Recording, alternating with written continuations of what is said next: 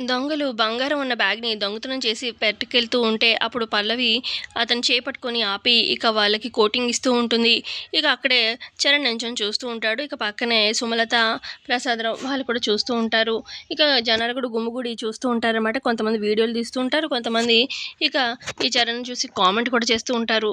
"వీడేం మగాడురా! పెళ్ళాం ఫైట్ చేస్తూ ఉంటే అలా దూరంగా నించొని చూసాడు. అయినా దేవుడు కూడా కరెక్ట్‌గానే సెట్ చేస్తాడనుకుంటాలే భార్యాభర్తల్ని. ఒకళ్ళు అలా ఉంటే ఒకళ్ళు ఇలా. ఎందుకంటే అటు ఆ అమ్మాయిని చూస్తే ఆమె అయితే సూపర్ వుమెన్ లాగా అనిపిస్తుంది. ఇతను చూడ్డానికి సిక్స్ ప్యాక్ జిమ్ బాడీలా ఉంది కానీ పేరుకే అనుకుంటా డమ్మీ క్యాండిడేట్‌లా ఉన్నాడు" అని చెప్పి అలా వీడు జీరో అన్నట్టుగా అలా తల ఒక్కొక్క మాట అంటూ ఉంటే చరణ్‌కి ఆ మాటలు వినిపించి ఇంకా బాధగా నామోషీలాగా తక్కువగా అనిపిస్తూ ఉంటుందనమాట. ఇటు పల్లవి ఏమో ఆ రౌడీల్ని చితకబాదుతూ ఉంటుంది. ఆ తర్వాత ఇక రౌడీలు కూడా దెబ్బలు తింటూ "అక్క అక్క ఇంకెప్పుడు ఈ పని చేయమక్క. అసలు నీలాంటి భార్య ప్రతి మగాడికి ఉండాలక్క. దొంగతనాలే జరగవక్క. ఇంక ఈ ప్రొఫెషనే మానేస్తామక్క. మమ్మల్ని వదిలేయక్క" అని చెప్పి అంటూ అలా బతిమాలుతూ ఉంటారనమాట పల్లవిని. ఇక బాగా పల్లవి కొట్టేసరికి వాళ్ళు పారిపోయి వెళ్ళిపోతారు. ఇక సూట్ కేస్ తీసుకొచ్చి "ఇదిగోండి మామయ్య" అని చెప్పి పల్లవి ఇస్తుందనమాట. ఇక అప్పుడు అక్కడున్న ప్రసాదరావు "అమ్మా పల్లవి, నువ్వు ఇవాళ మాతో రాబట్టే ఈ బంగారం మాకు దక్కింది. లేదంటే పోయేదే. ఆ దొంగతనం చేసేసి తీసుకెళ్ళిపోయేవాళ్ళు. మాకు దక్కేదే కాదు. పదమ్మా ఇంటికి వెళ్దాము" అని చెప్పి ఇంటికి వెళ్తుంటే "పదండి" అని చెప్పి పల్లవి ఇక చరణ్‌ని తీసుకెళ్తుందనమాట. చరణ్ చాలా కోపంగా ఉంటాడు. మరో పక్క గుండమ్మ ఫ్యామిలీని చూపిస్తారు. గుండమ్మ తన బెడ్‌రూమ్‌లో ఉంటుంది. ఇక కొంచెం పల్లవి గురించి ఆలోచిస్తూ ఉంటుందనమాట. ఏదో లోకంలో ఉన్నట్టుగా ఉంటుంది గుండమ్మ. ఇక అక్కడ గుండమ్మ వాళ్ళ హస్బెండ్ ఆదిత్య ఏమో ఆహ్, "గుండమ్మ నేను స్నానం చేసొస్తాను. కొంచెం నా బట్టలు తీసి పెట్టు" అనగానే అలాగే అండి" అని చెప్పి పల్లవి అంటుంది. ఇక స్నానానికి వెళ్తాడనమాట ఆదిత్య. ఇక మెల్లగా బట్టలు తీసి అక్కడ పెడుతుంది. "గుండమ్మ లేట్ అవుతుంది. నాకు టిఫిన్ కూడా పెట్టాలి" అనగానే అలాగే అండి 5 నిమిషాలు పెట్టేస్తాను" అని చెప్పి అని పల్లవి కిచెన్‌లోకి వెళ్తుంది. ఇక డైనింగ్ టేబుల్ దగ్గరకొచ్చి కూర్చుంటాడనమాట ఆదిత్య. ఇక వాళ్ళ నాన్నగారు కూడా వచ్చి కూర్చుంటారనమాట టిఫిన్‌కి. "గుండు ఎంతసేపు త్వరగా రా" అని చెప్పి అంటూ ఉంటే, అప్పుడు వాళ్ళ మామయ్య శ్రీనివాసరావు "ఒక్కతే ఎన్ని పనులని చేస్తుందిరా! ఉండు వస్తుందిలే" అని చెప్పి అంటూ ఉంటే, ఈ లోపల వస్తుందనమాట గుండమ్మ చట్నీ తీసుకొని, ఇక ప్లేట్‌లో చట్నీ వేస్తూనే ఉంటుంది పల్లవి గురించి ఆలోచిస్తూ. ఇక అప్పుడు అక్కడున్న ఆదిత్య గుండు వేస్తూనే ఉండు, చట్నీ అంతా వేసేసేయి. చట్నీ తినేసి బయటికి వెళ్తాను" అనగానే "అయ్యో! చూడలేదండి" అని చెప్పి గుండమ్మ అంటూ ఉంటే, "అసలు నువ్వు ఏం ఆలోచిస్తున్నావు? హ్మ్. పొద్దునుంచి చూస్తున్నాను.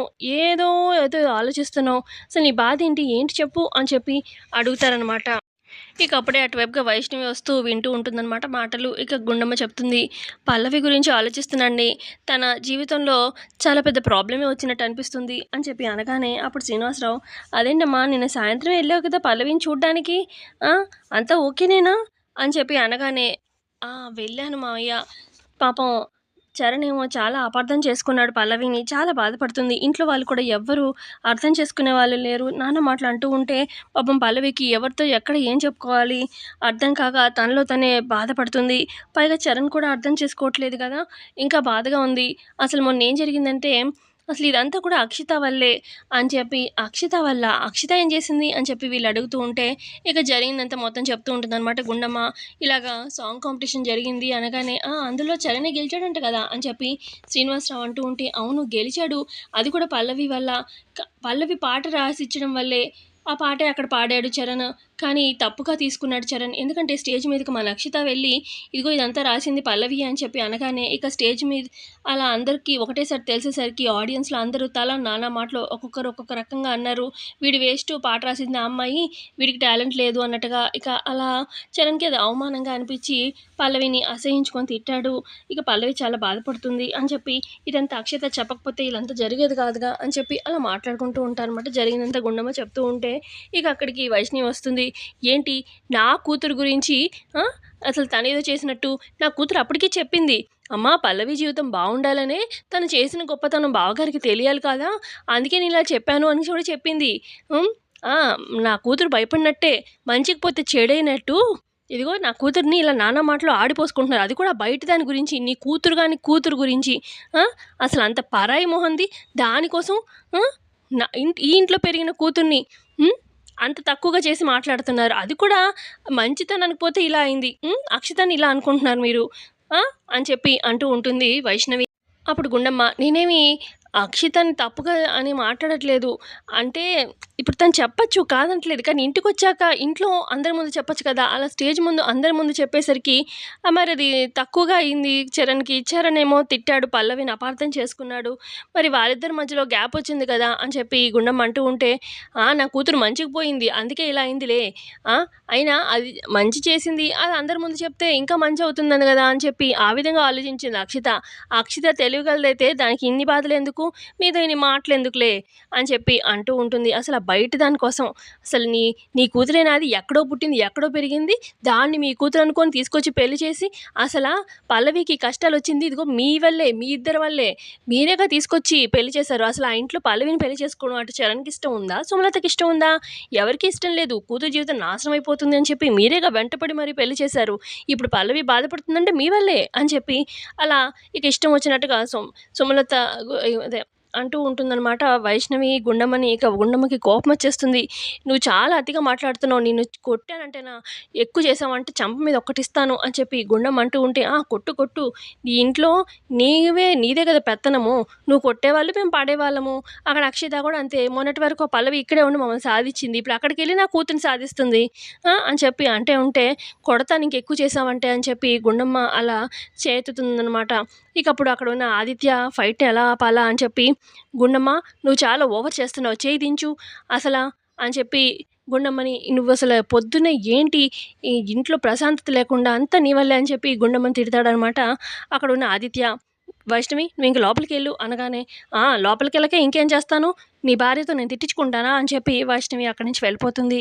ఇక అప్పుడు శ్రీనివాసరావు, "అదేంట్రా గుండమ్మ ఏం చేసిందని గుండమ్మని తిట్టావు" అని చెప్పి అనగానే, అప్పుడు ఆదిత్య, "గుండమ్మ తను ఏ తప్పు చేయదని నాకు తెలుసు నాన్న. తన్ని తిట్టానంటే, తన్ని అవమానించానంటే నన్ను నేను చేసుకున్నట్టే.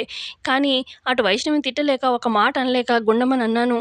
గుండమ్మ మనం ఎలాగైనా పల్లవి జీవితం కొంచెం మంచి దారిలో పెట్టాలి. మన ఇద్దరం కలిసి వెళ్ళి చరణ్‌ని మాట్లాడదామా వాళ్ళ ఇంటికి వెళ్ళి" అని చెప్పి అనగానే అప్పుడు శ్రీనివాసరావు, "ఏంట్రా వెళ్ళేది? భార్యాభర్తల మధ్య గొడవలో మనం ఎప్పుడు దూరకూడదు. వాళ్ళదే సాల్వ్ అవ్వాలి.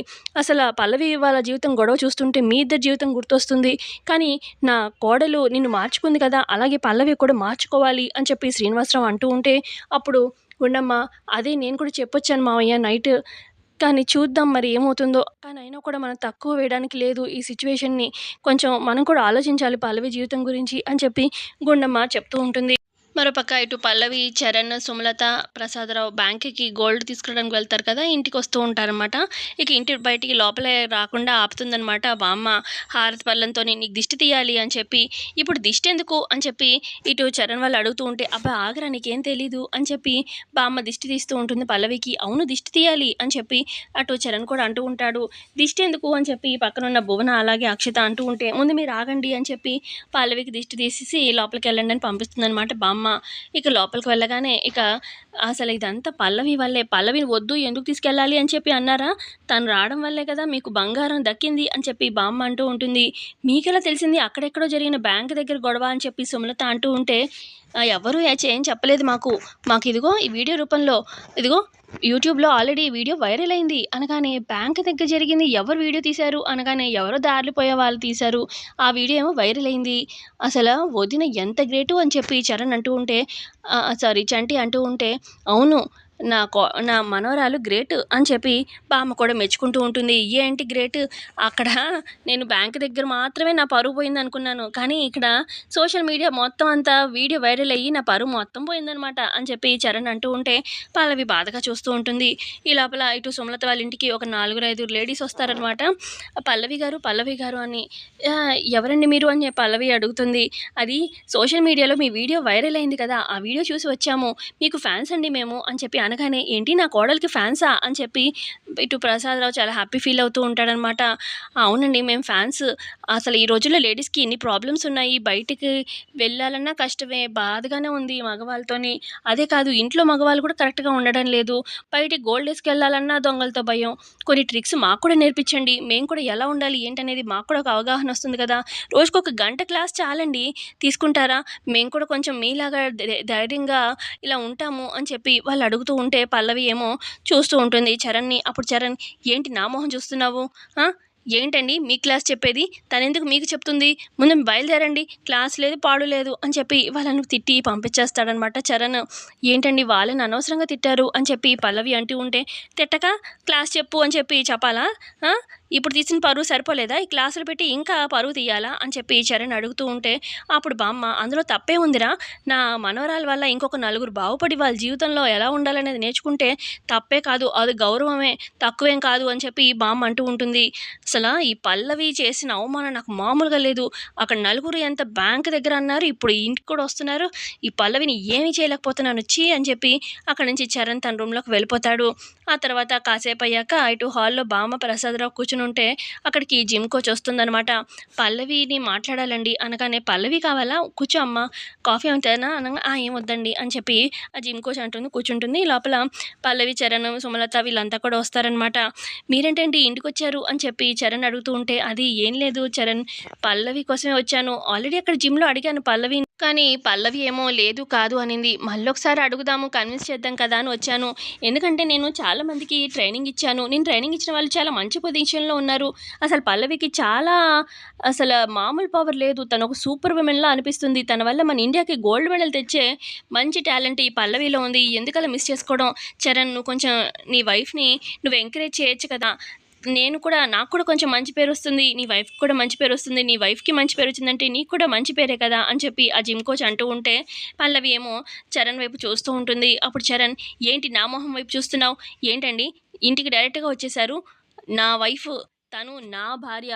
తను ఇలాంటివి రోడ్డు మీదకొచ్చి ఆ స్టేజ్ ఎక్కడాలు, అది చేయడాలు, ఇది చేయడాలు నాకిష్టం లేదు. నేను చెప్తున్నాను. నేనెందుకు చెప్తున్నాను, నీకేంటి రైట్ అనుకుంటారేమో. పల్లవి నా భార్య. తను ఏం చేయాలనేది నా హక్కు" అన్నట్టుగా చెప్తూ ఉంటాడు చరణ్. ఇక నా భార్య, నా భార్య అని అలా చెప్తూ ఉంటే చరణ్ ఇక పల్లవికి చాలా సంతోషం వేస్తూ ఉంటుంది. సంతోషంగా చూస్తూ ఉంటుంది. సో, ఇంతే అండి ఇవాల్టి ఎపిసోడ్‌లో జరిగింది. నచ్చితే లైక్ చేయండి. Thanks for watching.